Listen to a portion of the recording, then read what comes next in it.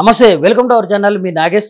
ప్రస్తుతం మనతో హైకోర్టు న్యాయవాది కొత్త ఉదయ్ కిరణ్ రెడ్డి గారు మనతో ఉన్నారు. అన్నగారితో మాట్లాడే ప్రయత్నం చేద్దాం. అన్నగారు నమస్కారం. నమస్తే అండి. ఇప్పుడు ఈ కేసు విషయంలో అదానిని నిజంగా మీరు అన్నట్లు, నేను అనుకున్నట్లు, లేకుంటే బయట ప్రజలు అనుకుంటున్నట్లు, కొంతమంది సీనియర్ రాజకీయ నాయకులు అనుకుంటున్నట్లు, అదే విషయంలో గినక అదాని విషయంలో నరేంద్ర మోడీ గినక కాపాడే ప్రయత్నం చేస్తే ఎంత మిత్రదేశమైనా కానీ ఎలాంటి విపత్తులు వచ్చే అవకాశం ఉంది రానున్న రోజుల్లో? ఏం లేదంటే ఆల్రెడీ ఆయన మేనల్లుడు, ఆయన పేరేంది, సాగర్ అదాని, ఆయన మీద ఆల్రెడీ వారెంట్ రిలీజ్ అయిందని తెలిసింది. నీకు అమెరికన్ చట్టాలల్లా ఎట్లా ఉంటుందని అంటే, మన దగ్గర ట్రయల్ చేసి ఇవన్నీ నడుస్తూనే ఉంటాయి, మనలాగానే అక్కడ కూడా ఉంటుంది. కాకపోతే అక్కడ మాత్రం ప్రొసీజర్ మాత్రం చాలా స్ట్రిక్ట్గా ఫాలో అవుతారు అక్కడ జ్యుడిషియల్ సిస్టంలో. సేమ్ మన సిస్టమ్ లాగానే ఉంటుంది, ఒక నెంబరింగ్ వేరే ఉంటుంది కావచ్చు, కానీ వాళ్ళ తీసుకునే ఏమంటారు ఆ కేసును చూసే విధానం మాత్రం చాలా స్ట్రిక్ట్గా ఉంటుంది. అది ఇక్కడ మన దగ్గర ఏంటి అంటే జస్ట్ సింపుల్గా కేస్ ఈజ్ ఏ కేస్, ఎవరితో మనకు సంబంధం లేదా కేసు లాగా మనం చూస్తాం. బట్ అక్కడ ఎట్లా అంటే వాళ్ళ దేశంకి సంబంధించిన ఇష్యూ వచ్చినప్పుడు వాళ్ళు చాలా టైట్గానే చూస్తారు. వాళ్ళకి ఎవరండి, అదాని ఎవరు, అంబానీ ఎవరు, ఇంకెవరైనా ఎవరు అమెరికన్ గవర్నమెంట్కి?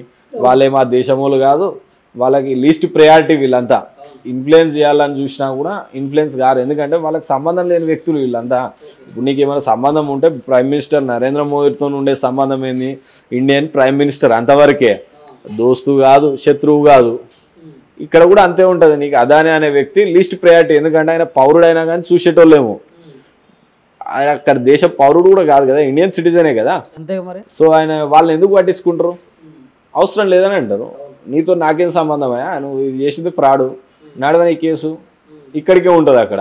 కాకపోతే అక్కడ కొద్దిగా ట్రయల్ ఏంటి అంటే, ఇక్కడ బేసిక్గా మనం ఇప్పుడు చూడాల్సిన విషయం ఏంటంటే ఇలా ఎవిడెన్సెస్ ఈ కేసులో. ఓకే, అవును, ఇది మెయిన్ థింగ్. బేసిక్గా వాళ్ళు అంటే నేను వర్కౌట్ చేసిన దాంట్లో తెలిసింది ఏంటి అంటే వీళ్ళ కమ్యూనికేషన్. ఇప్పుడు 4 గోడల మధ్యలో జరిగిన ఒక యాక్టివిటీకి ఎవిడెన్స్ ఏముంటుంది అంటే కమ్యూనికేషనే. నువ్వు ఆ మనిషితో ఉండే విధానం ఏంది, నీ రిలేషన్స్ అక్రమమా అనేది నీ కమ్యూనికేషన్లోనే తెలుస్తుంది. ఆ కమ్యూనికేషన్స్, వాట్సాప్ చాట్స్, ఇంకేమేమి ఉన్నాయో ఆ ఇష్యూ, ఫోన్ కాల్స్ అన్నిటిని తీసి ఫస్ట్ వాళ్ళు ఎవిడెన్స్ సేకరించి కేసు ఫైల్ చేసిర్రు, అక్కడ వారెంట్ రిలీజ్ చేసిర్రు. ఇక్కడ అంటే మీకు అక్కడ 50% ఆఫ్ ది కేసు అక్కడనే అయిపోయింది. ఫస్ట్ అక్కడ వాళ్ళ దగ్గర ఎవిడెన్స్ వచ్చేసినాకనే వాళ్ళు కేసు ఫైల్ చేసారు. సో ఈ 4 ఏళ్లలో ఏం జరిగింది అనేది వాళ్ళ దగ్గర ఎవిడెన్స్ ఉన్నది. ఇన్వెస్ట్మెంట్ ఎడిపోయింది ఏం కదా అనేది వాళ్ళ దగ్గర ఎవిడెన్స్ ఉంది. సో దాని మీద ఇప్పుడు వాళ్ళు యాక్షన్ తీసుకోవడానికి ఇక్కడ యాక్టివిటీ నడుస్తుంది అక్కడ ఇప్పుడు ప్రస్తుతానికి. అంటే ఇదే విషయంలో కనుక నేను ఏమన్నా అడుగుతున్నా అంటే, ఇప్పుడు ఇదే విషయంలో నరేంద్ర మోడీ గారు కాపాడుకునే ప్రయత్నం చేసే అదానిని మిత్రదేశం శత్రుదేశం అయ్యే అవకాశాలు ఎంతవరకు ఉన్నాయని అడుగుతున్నానా? అక్కడి దాకా పోదండి. నేను చెప్తున్నా కదా, ప్రైమ్ మినిస్టర్ ఆఫ్ ఇండియాకి ఇండియా అంటే వాళ్ళు ప్రైమ్ మినిస్టర్ ఆఫ్ ఇండియా లాగానే చూస్తారు. బట్ ఇప్పుడు ఒక అమెరికన్ గవర్నమెంట్ మన మీద పెత్తనం చేస్తా అంటే మనమే ఒప్పుకుంటలేము. ఇప్పుడు ఇండియన్ గవర్నమెంట్ పోయి అక్కడ అమెరికా మీద పెత్తనం చేస్తా అంటే వాళ్ళు ఒప్పుకుంటారా? ఒప్పుకోరు కదా. మళ్ళీ ఇక్కడ సిబిఐ ఎట్లనో అక్కడ FBI అట్లా. అది ప్రెసిడెంట్తో కూడా సంబంధం లేదు, ఇండిపెండెంట్ అంటే పూర్తి ఇండిపెండెంట్ బాడీ. అది మన దగ్గరనన్నా కొద్దిగా రిఫరెన్స్ చేయడానికి ఈ కేసు పలానా సిబిఐకి అలాట్ చేయడానికి సెంట్రల్ గవర్నమెంట్కి అలాట్ చేసే పవర్ ఉన్నది, కానీ అక్కడ అట్లా కూడా ఉండదు. నీ అలాట్మెంట్ లేదు, ఏది లేదు, నా జ్యుడిస్ట్రిక్షన్, ఈ ఇష్యూస్ నా జ్యుడిస్ట్రిక్షన్లోకి వస్తాయి, ఈ ఇష్యూస్ ఏ కేసు ఫైల్ అయినా నేను హ్యాండ్ ఓవర్ చేసుకుంటా అనే సిస్టంలో ఉంటుంది. అది పూర్తిగా ఆ సిస్టమేటిక్ వేలో పోయే పద్ధతి అక్కడ ఉన్నది.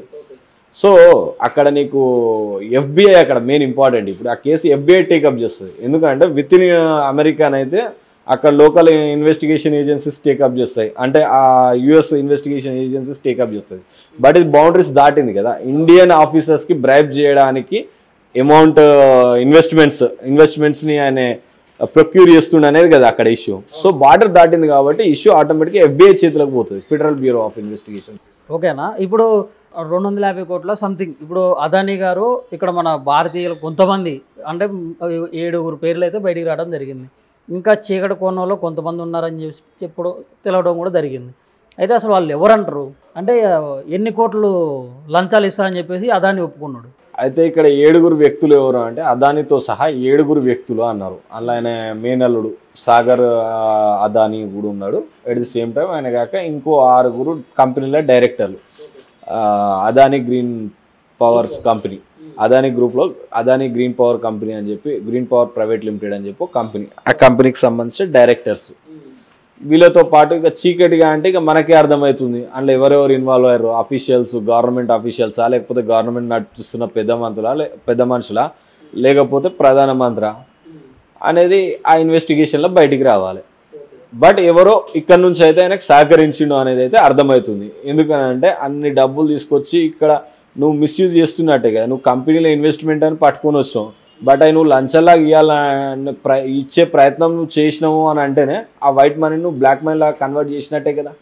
₹1 అందులో నుంచి నువ్వు బ్రైబ్ చేసినా కూడా ఇండియన్ ఆఫీసర్స్ని నువ్వు దాన్ని మనీ లాండరింగ్ చేసినట్టే.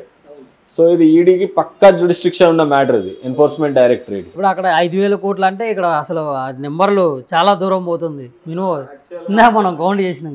అవును, అలా $250 million US ఇన్వెస్ట్మెంట్ ప్రొక్యూర్ చేసిండని లంచం కింద 2,000 చిల్లర కోట్లు, 2,200 కోట్లు సంథింగ్ ఉంది ఫిగర్ అది.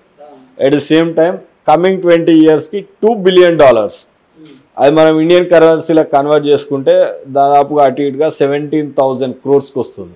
ఈ 17,000 crores అక్రమంగా లాభం పొందడానికి 17,000 కోట్లను అక్రమంగా లాభం పొందడానికి 2,000 కోట్లు మన దగ్గర ఉన్న ఆఫీసర్లకు కానీ మిగిలిన పెద్ద మనుషులకు కానీ ఎర్రలెక్కేసిండు అనేది వాళ్ళ అలిగేషన్. మనం కూడా ఇంకా కన్ఫర్మ్ చెప్పాం, ఎందుకనంటే వాళ్ళ అలిగేషన్, వాళ్ళ ఇన్వెస్టిగేషన్ అయితే చేయాల్సిందే. FBI ఇండియాకి వస్తే CBI అయితే సహకరించాల్సిందే, బయట పడినాయండి. అన్న మీరు ఒక హైకోర్టు న్యాయవాది కాబట్టి మిమ్మల్ని ఒక సూటి ప్రశ్న అడుగుతున్నా.